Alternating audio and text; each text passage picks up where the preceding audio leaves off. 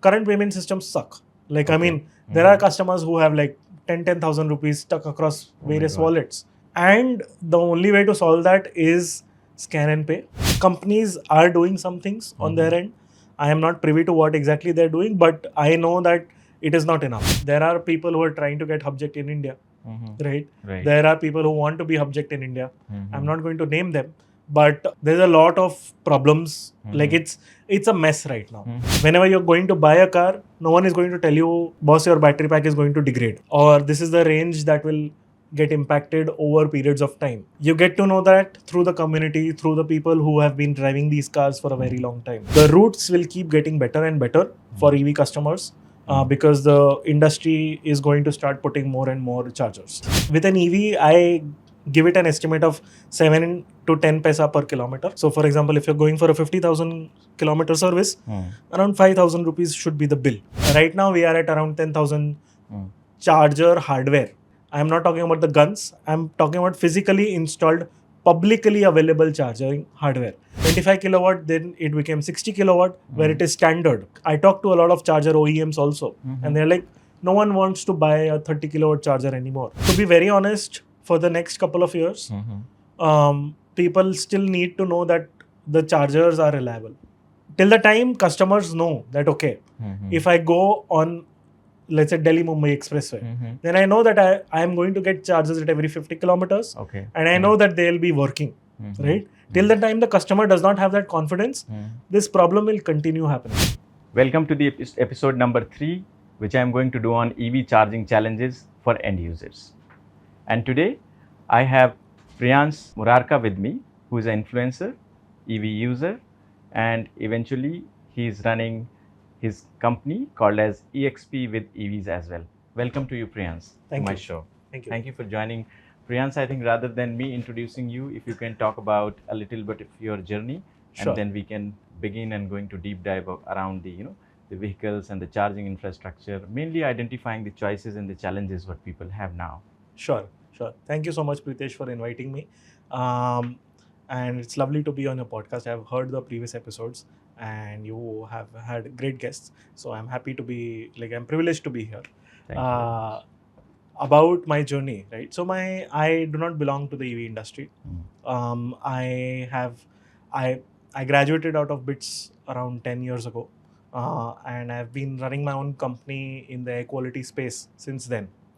And during the pandemic, we as a family decided that, okay, we want to upgrade our car. And we started looking at options, and we ended up buying the MG ZS EV late April 2022. And we bought the car, so everything was great. I mean, the idea was that, okay, we want to move towards sustainability, and we want to see that, okay, are there any realistic options available in the market. We liked the MG ZS, so we went with that. And coincidentally, it so happened that within the first week, from Bombay, I had to go to a place called Gulbarga. Gulbarga is somewhere in North Karnataka, and there were no direct ways to get there. Like, I mean, the train was taking too long, or the bus was not comfortable, or things like that. So I thought, okay, I have the car. It's 600, 700 kilometers. I know the car will give me 400 in one go. So why not try it out? So that is within the first week itself, I left for Gulbarga. It was a 2-day trip. I drove down the first day, did my work in the morning, and then drove back. So within first week, my car was in the service again with the first 1,000 kilometers. But yeah, I mean, that gave me an experience as to, okay, how is the charging infrastructure, and what, like, as a customer, because I have never fast charged a car before, right? So everything was very new to me. I was discovering everything, and I planned my route and everything. And when I got back, everyone in my friend circle was curious, as to how I did this trip. And they were all like, they want to know what were the challenges, blah blah blah. So I'm like, instead of typing a WhatsApp message, might as well publish it on my website. Right? So I got a website, I created a Substack, I wrote on it, and that's how my road trip, like my experiences, started gathering. That's why the name is also Experiences with EVs, right? Great. And I documented the road trip, and then Similarly, I kept doing road trips, and I've now covered more than 60,000 kilometers. Great. 60,000 kilometers is a big yeah. number, right? Yeah. So Priyans, let's go back and understand. So Sure. I think you were already aware about sustainability issues. Yeah. How the future is moving because of your past business. Correct. So when you decided to purchase the vehicle, was this sustainability angle one of the main key buying factors, or how you decided eventually to go for a electric vehicle? I think that time number of vehicles selling were also very limited, Very less, and yes. also prices were very high. Correct. So I remember back at that time there was BYD E6 as an option, the ZS EV, the Nexon, and the Tigor. Nexon, very famous one that time. Yes, and we as a family we had decided that okay, so here's some context. Prior to that, we have had Wagoner in our life, like Wagoner for 10 years, and then another 10 years, another Wagoner, right? And the last one, it had run 50,000-60,000 kilometers in 10 years of its life. So we knew that, okay, we are not people who drive a lot. Right. So that was, the cost was not a factor. We were privileged enough to not consider running cost as a factor. We were like, okay, this is good. EV technology is going to come in. You will have EVs everywhere. So might as well get in on the action early, right? So that was the idea, and we looked at, again, budget was not a problem, thankfully. So we looked at all the options, and the ZS which was the most comfortable for us. So we went with that. Was like battery size was? I was not thinking about any of that, because prior to that, my entire experience of driving a car was always in the city. I have lived and grown in Bombay, and except for 4 years when I was in Goa. But outside of that, everything has happened in Bombay. So it was always that, okay, you want a city car, and there was no problem in installing a charging point in my building, because it's a small building. Right. I have been living with these people for over 20 years now. Yeah. So no reservations. No reservations. Yeah. I mean, there were some uncles who were like, gaadi jal jayega to kya, but it was still fine. Right. So we got. I mean, that is why getting an EV was relatively easy for us. So I think let us. I'm aware, like you talked about 60,000 kilometers, which is a very big number, and not many people have driven that many kilometers, I believe. So let us start with understanding your experience around EVs, both vehicle side as well as the charging infrastructure side, by taking some examples from one of your trips, maybe, or few of your trips. You can just talk about some of your trips and how was your entire experience in terms of the vehicle as well as in terms of the charging infrastructure. You already talked about, within 1,000 kilometer it has. It was due for service. So, I mean, there are various aspects of owning an EV, a four-wheeler EV in India. And one of the simplest aspect is that EVs don't need servicing. The service model currently exists because it is there to pacify some of the dealership network that is there. It exists because customers are used to, getting their cars serviced frequently. Honestly, a car can run just on software updates, and yes, simple checks like, is a brake fine, because there's no engine, right? There's only the motor and the battery. If you compare it to a regular ICE car. So servicing was not a concern. And talking about road trips, there's in fact a lot to talk about it. So we will talk a lot. So one of the, I'll mention a few key road trips that I've taken. Like I did Delhi, Kolkata, Bombay, Delhi. That is around 5,000 kilometers. And this was this year in the peak heat wave. So that was around April, May. And the experience there was pretty interesting to see that, how the charging infrastructure is in one part of the country versus the other part of the country. And I have, in fact, just last week itself, I was counting. I've done Bombay, Delhi to and fro like around 9-10 times now. So I've used different routes, and the timing has gotten shorter and shorter because the chargers have increased. Right. So you can see the growth of charging infrastructure on the ground. In fact, I've been documenting it also. Okay. So we'll come to the documentation in a bit. But yeah, I mean, you see that the routes will keep getting better and better for EV customers because the industry is going to start putting more and more chargers everywhere. Great, great.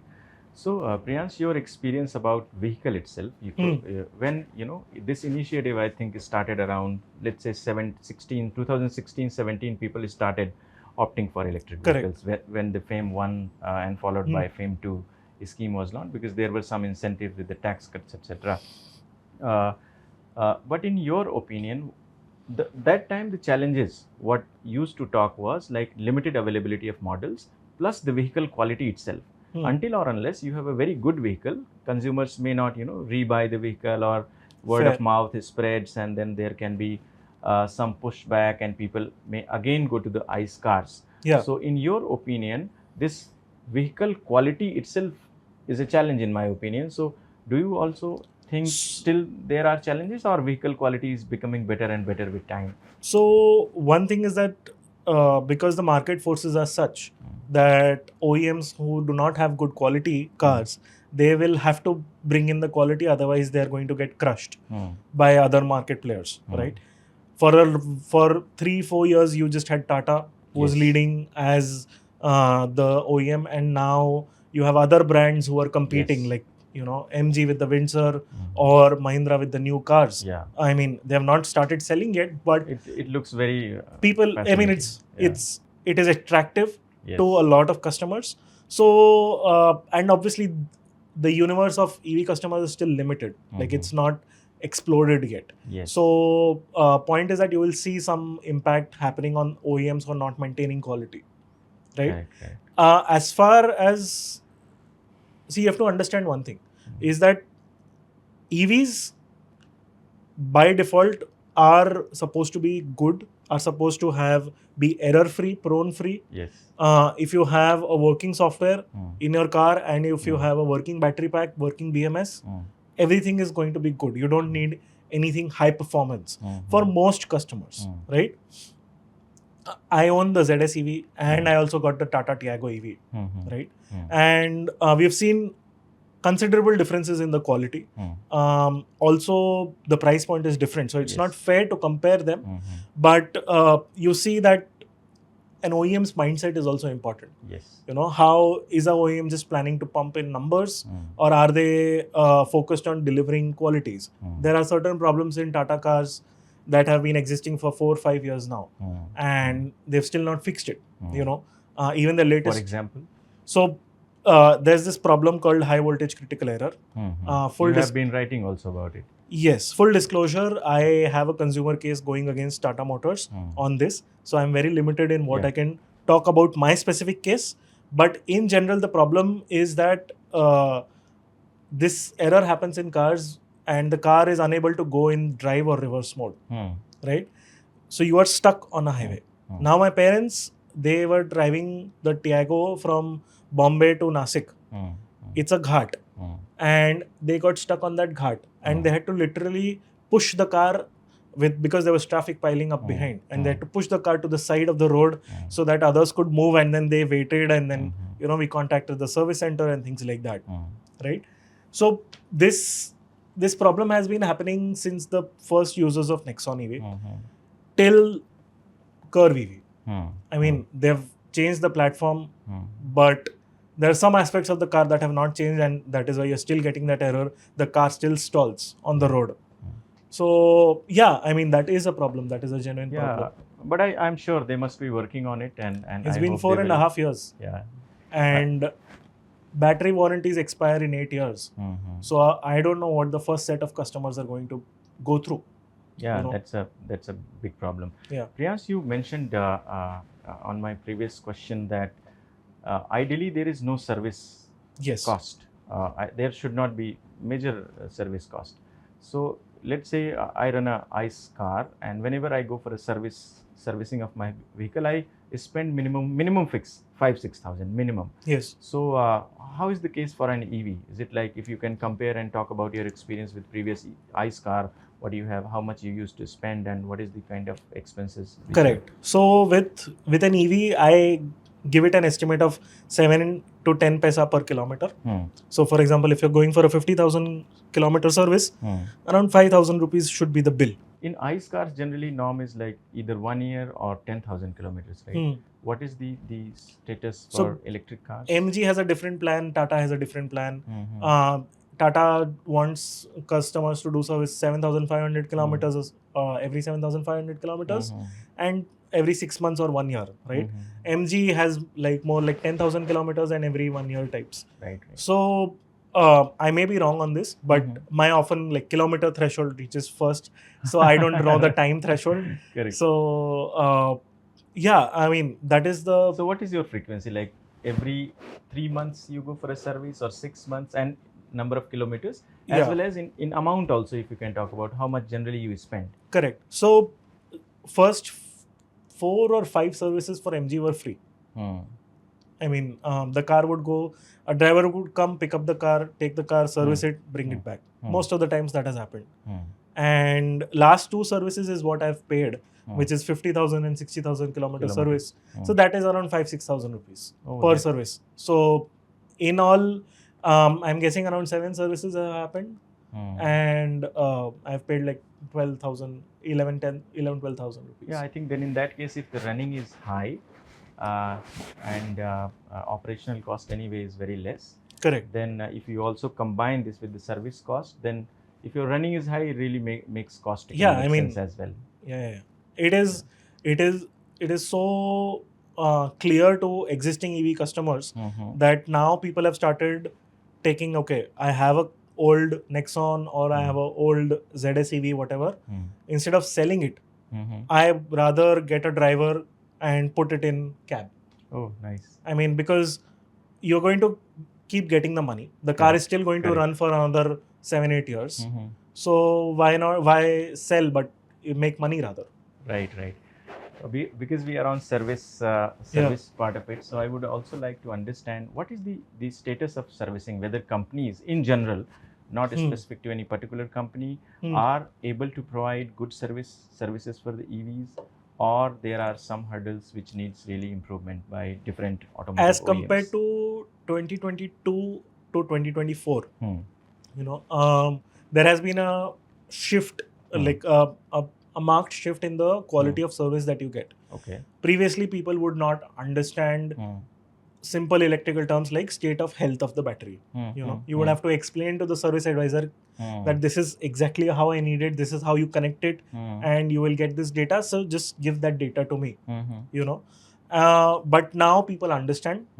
So there has been some education that has happened on the OEM side with the service technicians, or they've hired more people.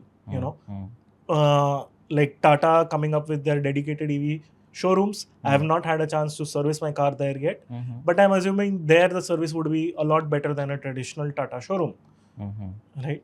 So that is a difference that that is at least being seen on the ground. Right. And my experience, as I mentioned, right, over time it is improving. Okay. But it is still not there yet. Like you still get a lot of wrong advice from service advisors to customers or even salespeople, because they will either not disclose the complete picture. I mean, they themselves don't know, right? They themselves are not driving an EV on a day-to-day basis, right? Yes. Simple question of range. OEMs claim something else. The showroom will tell you something else. When you talk to your peers or when you find out in the community who has what EV and what range are you getting, it is a completely different number, right? So there is discrepancy in these numbers. Right.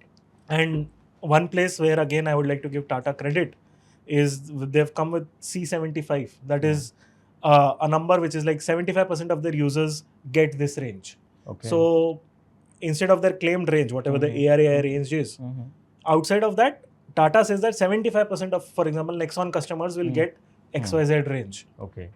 So as a customer, it's great that, okay, you know what is the realistic range, but range again also has a lot of caveats to it. Are you driving uphill, downhill, wind, speed, all of those things. Right. Yeah, I think that's true for even ICE cars. Yes.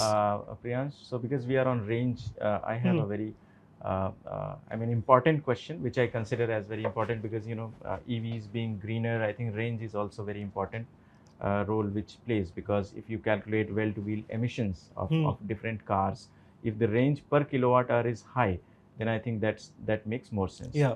So in your experience, how has been the range, if you can talk about in, let's say, per kilowatt lifetime? Like in the beginning, obviously it may go Correct. 10 kilometers per kilowatt hour, but Correct. slightly it will go down with time and the kind of your driving pattern.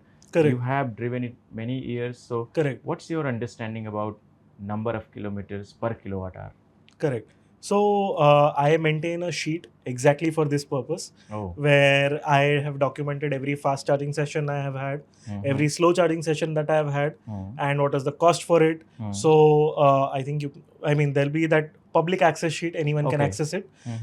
There, I assume around it is around 7 kilometer per kilowatt hour.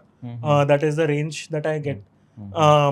And cost for both fast charging and slow charging is around 2 rupees a kilometer. Considering my use case where I fast charge a lot, Yeah. like 50% must be fast charging, 50% must be slow charging. So that most users don't have that. Home charging is a lot cheaper. It is around 1 rupees a unit, as compared to highway fast charging, which costs around 3 rupees a unit. So those are some broad numbers, but exact details you can see in the sheet. Yeah, definitely. I'll Yeah. keep doing the analysis, so I'll do that. Yeah. Priyans, one more question around range itself. Sure. And I'll connect this range with service quality as well as the awareness. So let me first begin with the awareness. You talked about, right? Even service advisors and service center people are also sometimes not aware exactly about the vehicle, how much range it is going to give Yeah. over the lifetime of the vehicle, because anyway consumer will ask these questions. Correct. And consumer also in many cases are not aware about what should be the driving pattern, Yeah. how much what should be the charging pattern, at what time they should stop charging and all those things. But let's begin with the service center awareness part of it. One is, in your opinion, why these service center people have a still limited awareness about and the knowledge, whether training programs are not happening or what?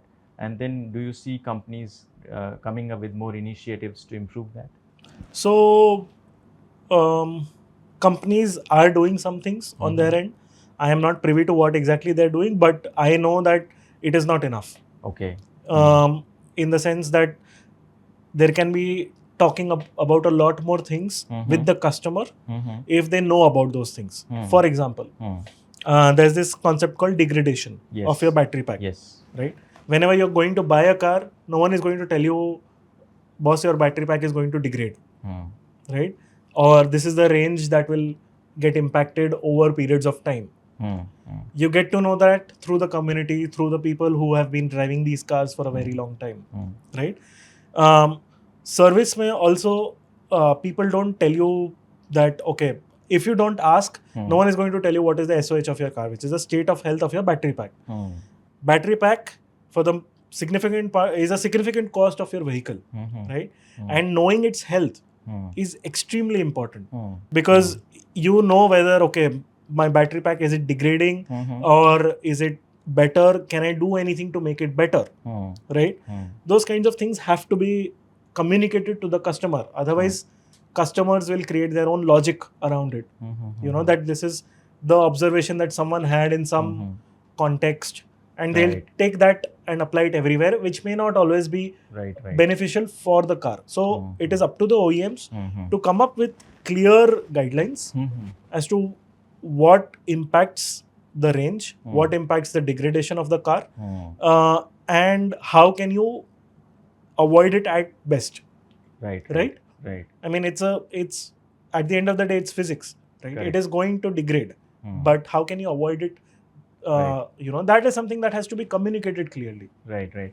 In addition to their internal, I think, the training programs for their own people, if OEMs can create very detailed, guidelines for consumers, so that consumers have a ready reference. I'm sure they are doing it, but I think this needs more and more evolution as well. How many OEMs are actually going out there and talking to customers. Mm. You know, Mm. um, I mean, customers on a large scale, Mm. because till the time you don't understand what your existing customer base is saying, Mhm. how will you get the new set of customers? You know, Correct, how will you answer their queries? For Right, example, right. when I got the ZS EV or the Tata Tiago EV, Mhm. there was no mention of any charging pattern. There was Mm. no mention of what is to be done. Mm. You know, Mm. you got the car, you drive it as it is. Like no one Okay. tells you, "Arey, don't go and fill oil from an HP petrol pump." Right, right. You know, when Right. you're buying an ice car, भैया आपको जहाँ से तेल भराना है भराइए, भराइए, जितने yes. Speed से भराना है भराइए, Right, right. right? Nobody tells it. Yes. So customers will come from that mindset. Like, गाड़ी चार्ज हो रही है तो हो रही है, अभी फास्ट चार्ज हो रही है, स्लो चार्ज हो रही है, उसमें नहीं सोचना है ना किसी को भी, जिसके जैसे कन्वीनियंस है वैसे करे. Correct, correct. Yeah, so I think this responsibility itself is with the automotive OEMs who are bringing newer and better cars, that they provide very detailed information to the customer, they educate them, and probably there can be some ways when people are coming for servicing, etc., then some inputs again can be given. That is how it is going to improve the entire, service experience, the user experience, and eventually result into sales of more and more cars.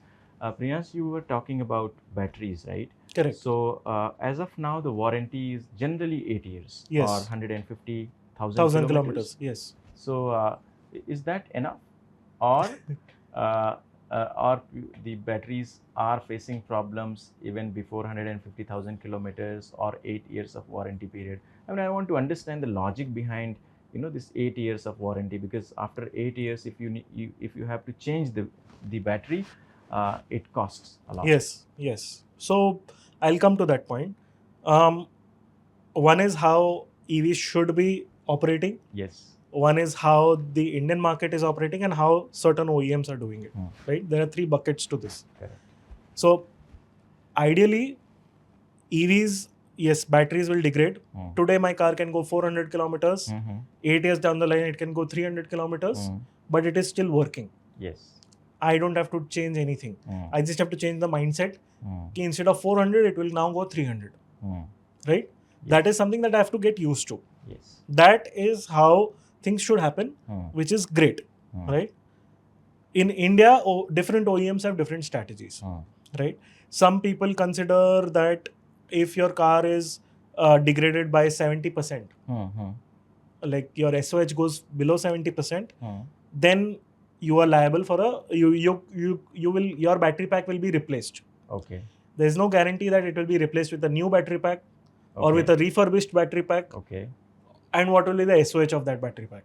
Right. That is why getting that SOH metric is very key. Right? Some other OEMs, for example Tata, if your car has some kind of issue, in most critical errors, they will identify that, okay, there is problem with the battery pack, and they'll replace the battery pack. Oh, nice. But again, you don't know, are you getting a new battery pack? New battery, refurbished. Or a refurbished battery pack?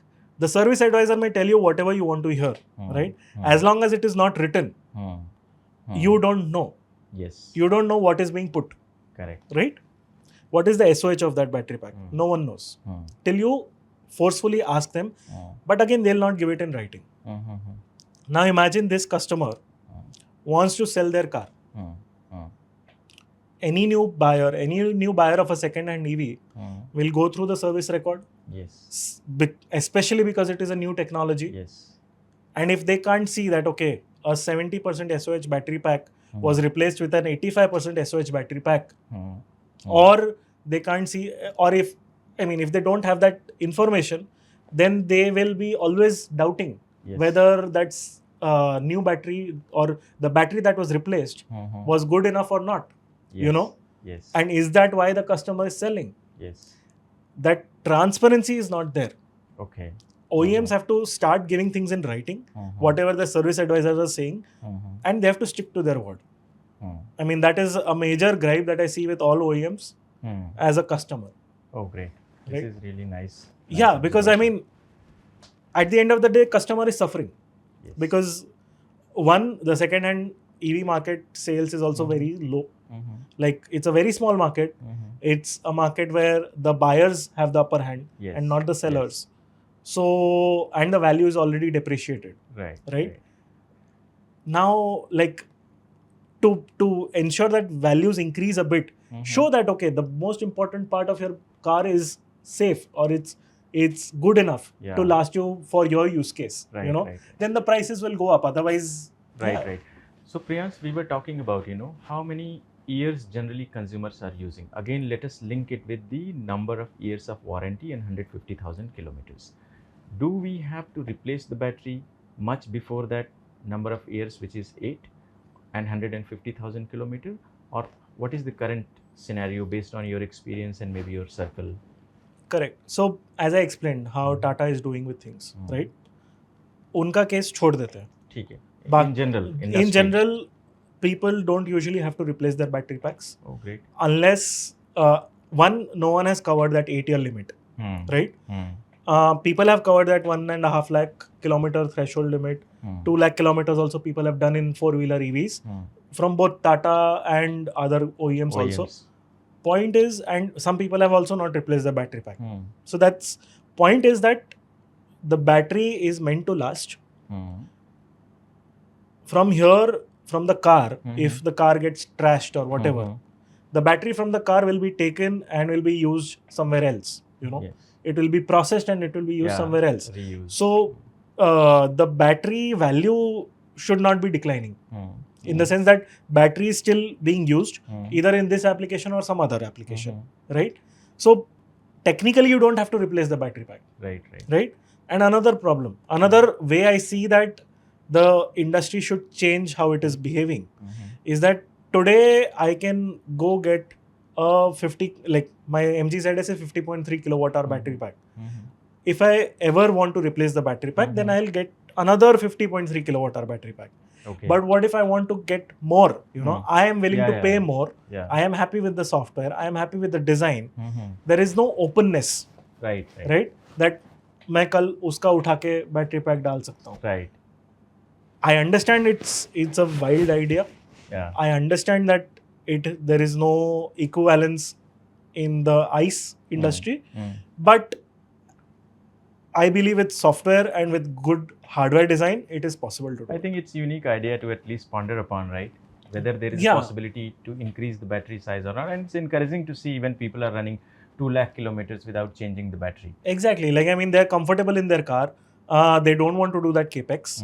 They're like, okay, now if I put in a bigger battery pack, I can, as per my usage, I can run for so many years. So this is my cost of running, right? Correct. So they can think of those things. Priyans, again, I think this discussion is getting quite exciting. So I have two direct questions. Number one, around the resale price of the vehicle. What is the resale value generally we can get? Any in terms of, let's say you can talk about percentage. Second part of it around the batteries itself, right?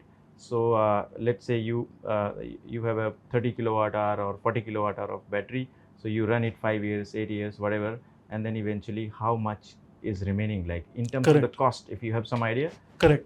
So cost, one, what I've seen is that cost is not just being impacted because of the car that you're selling.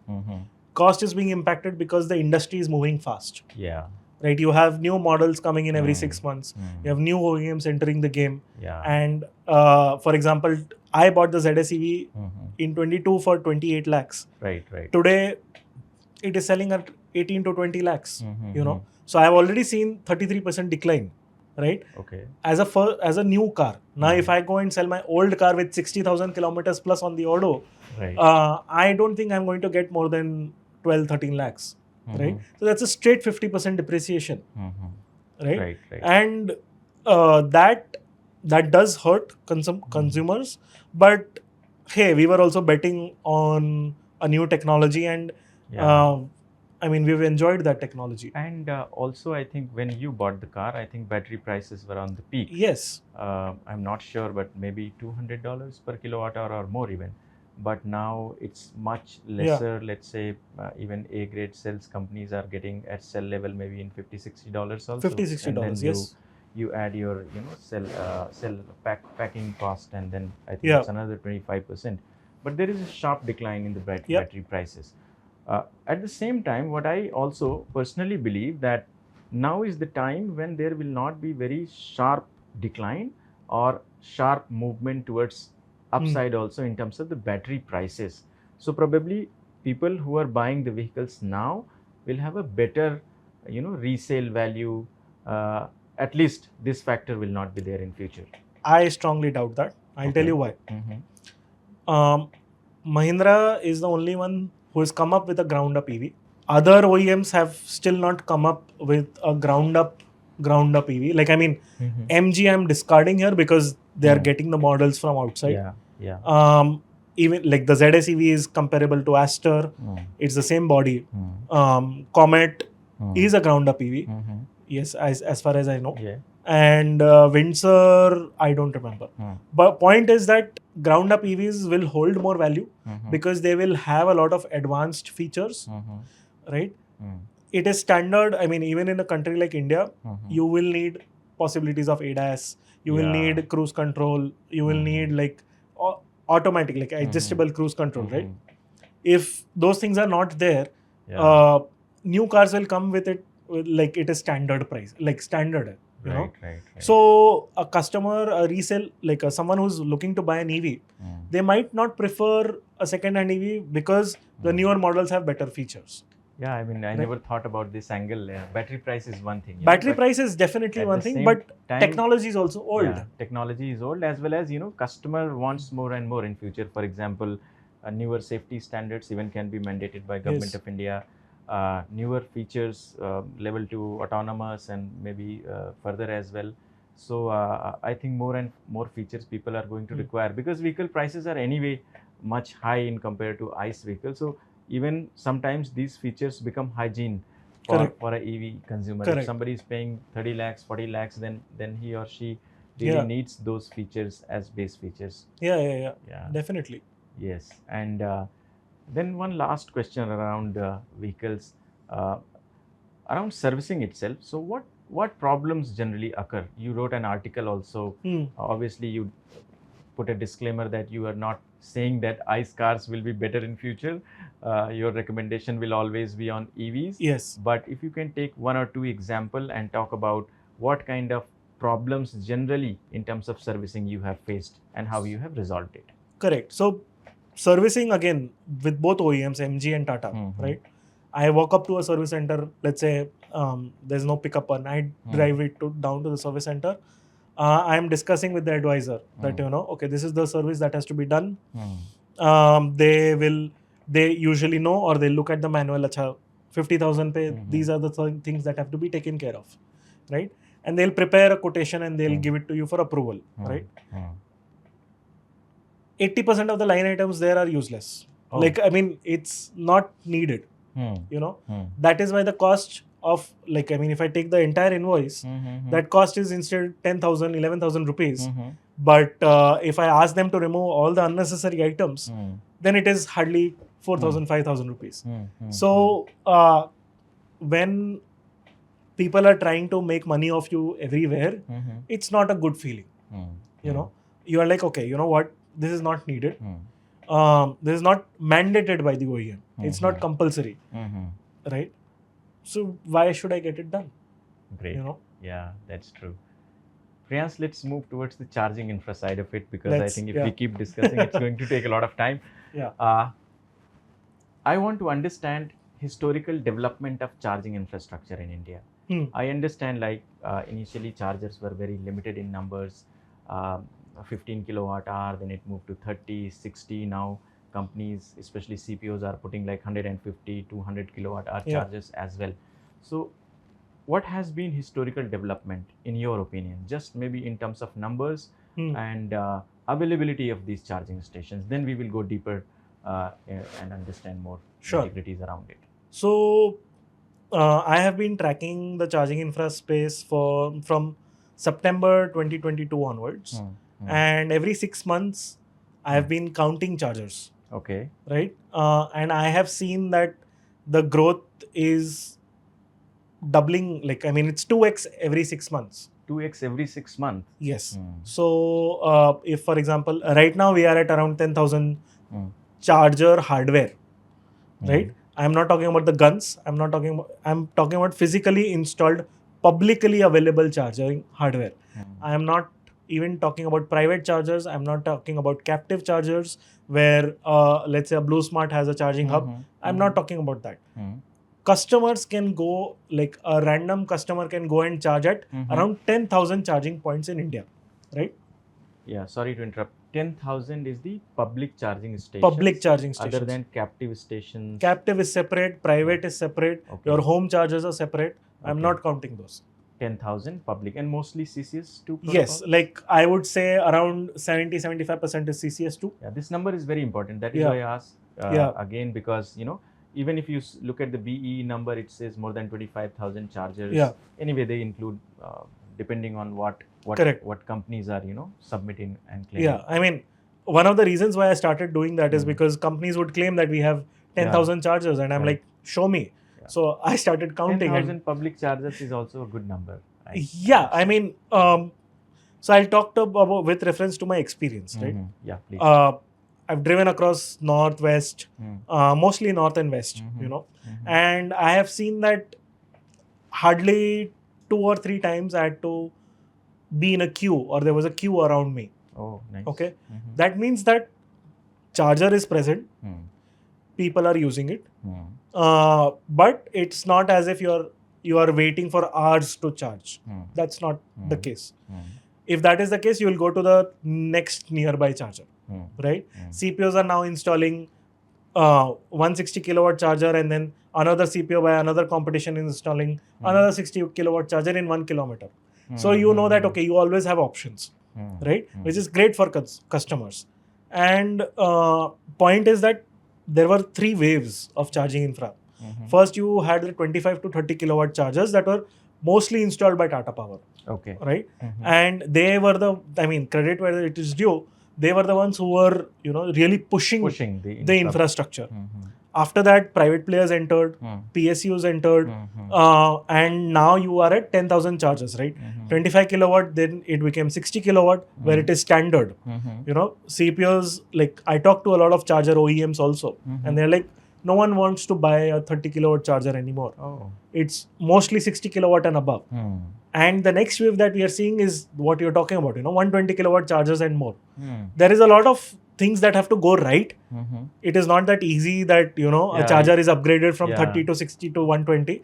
That is not how it happens. And I believe that CPOs are putting in the effort, because at the end of the day, they see that, okay, they are building the new fuel pumps, and they want a larger piece of the pie, right?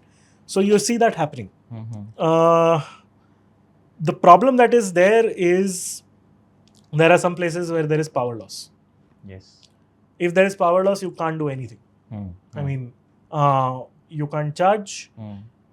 But honestly, like I've had more than 150 charging sessions. I pick my routes carefully. I plan everything. Everything is written on my website. But I've had power cuts twice or thrice. Only. Yeah. Where either I've reached a charger and it is offline because of a power cut, or my charging session got interrupted because of power loss. So that has happened a few times. I will not deny it. But the power came back on, or at least someone local knew that, power will come in 1 hour. Okay. So you don't have to stress about Right. You can make a decision. Do you want to wait? Do you want to go up ahead to the next charger? Right. So Priyans, that is good to know. But there are some challenges, right? You talked about you plan it, well in advance, and you understand how where and how you are going to charge.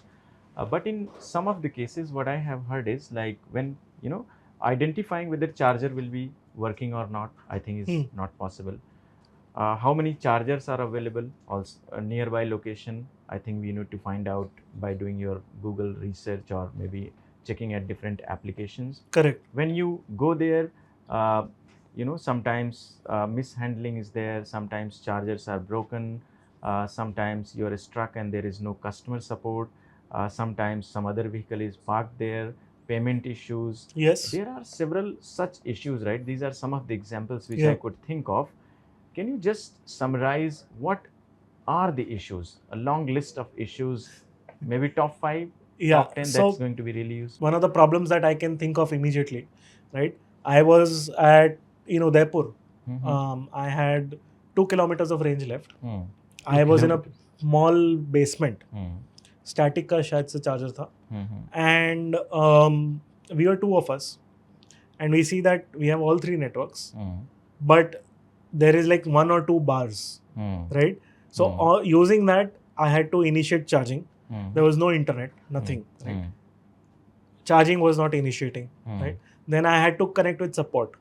Now एक बंदा बाहर जाके बात कर रहा है क्योंकि बाहर बेसमेंट से बाहर निकल के बात कर रहा है, नेटवर्क उनको आ रहा है, फिर वो मेरे को मैसेज करे, मेरे को मैसेज नहीं मिले जब तक मैं बाहर जाके, हाँ, तो that becomes a challenge, right? When you don't have good network or when you don't have internet access. The other impact is that most of the CPUs are putting up chargers where there are amenities around, right? Okay. But there are still some CPUs, there are still some critical charging stations, but it is by the highway and there's no shade, nothing. You have to sit in your car while your car is being charged. Not good. It's not a good experience for a customer, right? Most places, most like 95-96% of chargers that we have analyzed have a restaurant within 500 meters of a charger, right? So you can go to a restaurant, you can chill and while your car is being charged. So that is good. Other problems that are there are like payment related issues. Payment, people yes. also talk about, I mean, one application for all CPUs. Is that happening reality in India, or it's not going to happen? Because if you look at global markets, so their definition of CPUs and EMSP is very, very different. Correct. So people who are operating as a CPU business are not operating as a EMSP. That causes, that object model, which faced a lot of challenges, because ultimately car OEMs and EMSPs started having direct collaborations, etc. That is happening in India also. Yeah, I mean, there are people who are trying to get object in India, right? There are people who want to be object in India. I'm not going to name them, but point is that there's a lot of problems. Like it's a mess right now, right? Customers wanted all chargers on one place. Everyone is doing that now. Like you will have Tata's, you have IRA.EV hub that is for Tata customers, where you will have all chargers. Tata has not opened up, not yet, with others. Then there is MG's eHub platform. Again, you will have chargers listed by different CPUs. I think they are bringing a lot of CPUs on board. I mean, in India there are 100 plus CPUs, and I don't see all of them there. Okay. Right? But I mean, it's the biggest one. Tata Power is not there. Okay. Yeah. So there is some problems there. It's not complete, right? You see some smaller players also. They have some regional players have tied up with other regional players, and they are showing data, right? If my customer goes to a south state, then you have charging. Then they can still use my app. And charge on your stations, and vice versa. When a south customer is coming to north, you have that also being played out. So point is that people are trying to solve for that, but no one has the complete picture, and no one wants to give anyone that control either, right? You will see chargers on eHub by certain CPUs. There will not be all of them. There will be some of them, right? Similarly, like. So Priyans, how is it going to look like? Like, for example, Tata has their own network. Correct. Let's say other OEMs are trying to bring CPUs and EMSPs. Let's say one EMSP has thousands of chargers on their platform. Then you can maybe bring 4 or 5 EMSP players. So is this going to be the trend in future as well, or do you see some consolidation happening? So I don't see that. So to be very honest, for the next couple of years, people still need to know that the chargers are reliable. Okay. Right? Around 22% of chargers that I had counted, they were offline. Right? That is almost 1 in 5 chargers is offline. So, and if you're going on a journey, you have to hit 2-3 charging points. Now you don't know whether if one of them fails, then how can you reach to the next point? Right. So, reliability, you will always want that CPU's app. Yes. they will show the live status, Right. right? Some other CPU app that has that data may or may not be able to show that status. So till the time customers know that, okay, if I go on, let's say, Delhi Mumbai Expressway, then I know that I am going to get charges at every 50 kilometers, Okay. and I know that they'll be working, right? Till the time the customer does not have that confidence, this problem will continue happening, right? Second, open wallet or open loop system or payment systems, right? Yes. Current payment systems suck. Like, I Okay. mean, there are customers who have like 10,000 rupees stuck across my various God. wallets, you know. And the only way to solve that is scan and pay. Like, you go to the charger, you say, okay, I want 50 kilowatt hour of energy, and you will be charged accordingly. Whatever it is, you get it back. Either that or use credit cards that will just block a certain amount. You know, Glida has been doing that. Yeah. But other players have still not caught up. Like, you know, there is still that concept of load your wallet and then charge. CPOs here have a problem because if you load the wallet, then you will be more and more incentivized to use their network versus someone else's network where you can just scan and charge. Yeah, I mean, then there are other features like auto charge that is being enabled. On my recent trip, I've used it. I'm going to write about it too, where customers, like, if you have money in your wallet, you know, you connect your car and your car starts charging. So you don't have to go through the hassle of opening the phone, checking which you are at the right location, choosing the correct gun. Right. All of that is gone. Yes. So there are some benefits of having a wallet, but I believe that can be done even on a UPI mandate or a credit card mandate. So, yeah. I was, talking to Avdesh ji in previous session, and he mentioned about all these initiatives Glida has taken about, QR code based charging, and they also had tied up with, I think, Pine Labs to bring out a card, which can be used for any other purpose other than charging, and also charging at other networks. And probably they are also thinking about installing credit card based payment systems, etc. Yeah. But if, let's say, some player becomes big and they have, let's say, 50% of the chargers, so they have a choice, I think, going for only wallet based because they have more power. But if it is a fragmented market, I think soon all the options are going to be available with customers. I mean, the way I look at it is that you will have few national players, private companies. You will have few PSUs because I don't know what the government is doing, but there will be some play because there's money allotted, right? That money has to be spent. Yes. Our hard-earned money. Yeah. And you will have some strong regional players. Right? Because, for example, I know that if I'm going in a particular state, then I don't need to worry about any other CPO. I know that this particular CPO has covered this state extremely well. So I don't have to worry, Right. Priyans, so let's say take the timeline of next 5 years. You talked about like 100 plus CPUs in India. I have 100 plus apps. Yeah. Oh my God. So anyway, consolidation will happen, right? Yeah. That's the way forward.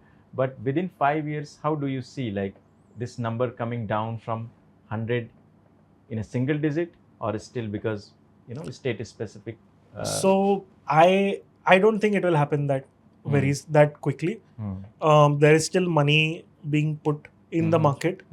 You are still seeing charger hardware as commodity, where new OEMs are coming up. You have hardware that is easily, like, Chinese rebadged hardware is also available in India to buy. So till the time that, like, there is flow, people have that cash. These are all people from different businesses coming into charging business. They're seeing that, okay, there is scope for me to start afresh and grow a new business. So I do think money is going to be pumped. There are also players who are like, okay, I have a solar plant in my farmhouse, and there is not much use, so I will install a charger. Right. I will install a fast charger. People will come. I'll open a small cafe around it. Right. So they will keep coming up. You can't stop that. The bigger players, yes, there will be some consolidation, but still, I don't see that number going down very Drastically soon. coming down. Yeah. Yes, yes. So Priyans, one follow-up question on that around charger qualities, right? Yeah. Charger manufacturers. Let me talk about the charging manufacturing itself. We can talk a lot about whether they are locally manufactured chargers, what are the levels of localizations of different components in India, because eventually charger Hmm. also has to Yeah. be local and locally procured as much as possible. But to you, my question is, how have you seen this charger manufacturing evolution in India? In my opinion, or the hypothesis, what I can say is, initially probably better chargers were there, including Delta and others. In the beginning, Yeah. the quality of chargers were very high. Then this democratization or delicensing of charging happened in India. Anyone can put up a charger, so number of charging companies also increased, I mean the manufacturers. So how have you seen the quality going, coming better or degrading with time, if you can give some Sure. opinion? So there are international OEMs who have come in India and who have set up, who are selling chargers. Right. Some of them have also left the country. Then Yes. there are homegrown players, and there are people who assemble chargers. Yes. There are people who buy charger hardware from China, rebadge it, and sell it as made in India hardware. Right. So uh, the international players, I mean, their hardware quality was great. For example, ABB, right? Their hardware quality was great. You would never have a problem connecting any car to charge it, and it would work. But again, it's expensive. Yes. Homegrown players, they have been trying a lot to manufacture. It's not easy. Running a hardware business is not easy in India. Like you have to go up the entire chain, make it localized, Right. and get quality components test. It's difficult. Right. Some people take the approach of assembling, Right. which is also acceptable. Right. I mean, you have to get the best product out there. Yeah. Right. And why do the mistakes that others have done before, you know? Correct. So quality degrades in this order. And what also happens is that once you go as a customer, once I go to a charger, and if I'm going on that route frequently, if everything is okay, I would like to stick to that charger Yeah. and location. Okay. You know, Yeah. because why should I experiment? Correct. You know, so customer, I don't think really thinks about the end quality of like what brand hardware it is. But again, eventually it counts as experience, right? If yes, I mean one use case, right? So BPCL has a charging network, and most of the chargers are installed by Servotech. I mean, there's a company in India, Servotech, publicly listed. So it so happened that Tata cars would get some error when they would charge their car to full 100%. Okay. Now Tata guideline says that you have to charge your car till 100%. Charging guidelines, right? But customers who are using BPCL's network cannot, because if they do it till 100%, then their problem will likely occur. I'm not saying it occurs every time. Yeah. So what did BPCL do? They're like, we will stop all cars charging at 98%. So even if I go with my MG to a BPCL charger, it will stop charging at 98%, even though I need that extra 2% to go somewhere. No. I mean, so there are problems. There are problems that the industry amongst themselves have to sit, decide, figure out, and ensure that the customer is not facing the brunt of it. Right? Great. So Priyans, last question around user experiences. We talked about like what are the challenges users are facing around the charging of their vehicles. We talked many issues around it. So do you think there can be some role of a charger manufacturer also in solving those user challenges? For example, enabling payment systems or anything? So one simple use case, right? If there are charger manufacturers in India, why do I not see the payment QR code directly on the screen? Yes. I mean, you will put a QR code on the charger. Yeah. You will put a sticker. But you can just have a dynamic QR code. Yeah. I mean, Indians are used to paying money via QR code. Yeah. You know, UPI and direct, done. Or Razor Pay or whatever platform you want to use, credit card. Yeah. I mean, it's amazing. if there is some innovation happening, that we should see that kind of innovation, right? But yeah, I mean, they might have other problems to focus on. Yeah. You know. No, I also believe. I mean, you talked about this. This did not come in my mind, but yeah, I think there can be some role which charger manufacturers that we will deep dive also when we when I talk to some of the charger manufacturers on this show.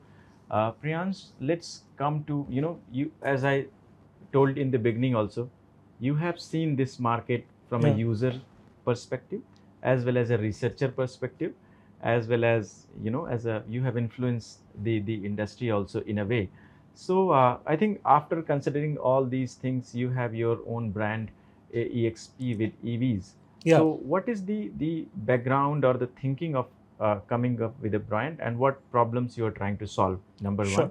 And then I would also like to understand what solutions and services are being offered, only with the intention that different stakeholders can get the benefit out of it. Yeah. Thank you so much. I wouldn't go as far as calling myself an EV influencer. I'm not. But yeah, so EXP with EVs is, I would like to say, it's a data and a media company where there are various touch points. For example, the road trips that I do, there's public documentation of the charging that I've done. Okay. There are maps, there is planning, what has gone in my thinking, right? All of that is publicly available on my website, expwithevs.in. Now, on top of that, what I have is a subscription layer for people who want to understand what is happening in the industry, right? For example, let's say the charging guidelines were released, right? What is my opinion on it? Or for example, I also talked about why CPOs should invest in getting adding battery packs at charging stations. How that will enable customers, now, or how that will help customers. An end customer does not need to know that. But if you're in the industry, and because we have some nuanced take on that, I mean, there's a subscription for that, right? Right. And and the third place where data comes in is the data that we collect. I mean, we are present in multiple community groups. We have a lot of people on ground as well as working in teams where we scan all the apps. We collect all the charging information that is provided publicly. We collect a lot more information around it. What CPO is buying, what hardware, or what are the amenities around a charger, how close or far is it from competition, things like that we have been collecting, and that is being offered as a service via the platform called evinfra.bi, where for example, if you want to understand how a particular CPO is expanding in a particular state, right, you can look at that, you can look at the information from there, and you can come up with what their strategy is, right? Again, all of this is publicly available data, data that we manually collect. So a lot of effort goes behind it. And on top of that, we are also planning to release a lot more features. For example, if you want to study a highway, right? Let's say Tata wants to study a highway. Yeah. Now, on that highway, how many charging points does Tata have? What is the speed of the chargers? How many points does its closest competitor have? And what kind of properties? Is it a hotel? Is it a mall? Or is it a food court? What kind of load is available? All of those things are being pushed on the platform so that any CPO who's interested in network and business planning, they can look at that. Or if you just want to understand strategies, So that is something that we offer to our customers. And this tool can be utilized by what kind of stakeholders? Can government use this and take some kind of decision? CPOs, EMSPs, manufacturers, charger companies. Correct. Who all can utilize this? Just your So opinion. CPOs definitely. Charger hardware, yes, because hardware OEMs, they can understand, okay, who's buying what kind of hardware. Yeah. Right? And if they're buying this kind of hardware, where are they installing it? That is one aspect. Think tanks, researchers, because what is the grid demand that is there? Why is West and north grid demand almost the same. There might be different geographical reasons for that. Or why are more chargers being put in West India as compared to East India or Central India or Northeast India, right? So understanding those nuances, understanding state policies, Right. how much land is the state giving away for charging infrastructure, or how involved is the state entity versus private entities in a particular state. Those kinds of things are useful for think tanks, consultants, Right. policy researchers. That is one aspect. Yeah, and media, of course, where, for example, a news media wants to understand that, okay, what is the real state of charging infrastructure, then they can reach out to me.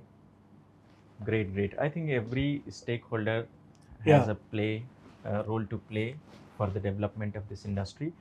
And I think this is common understanding also, that still there is no competition and everybody has to collaborate.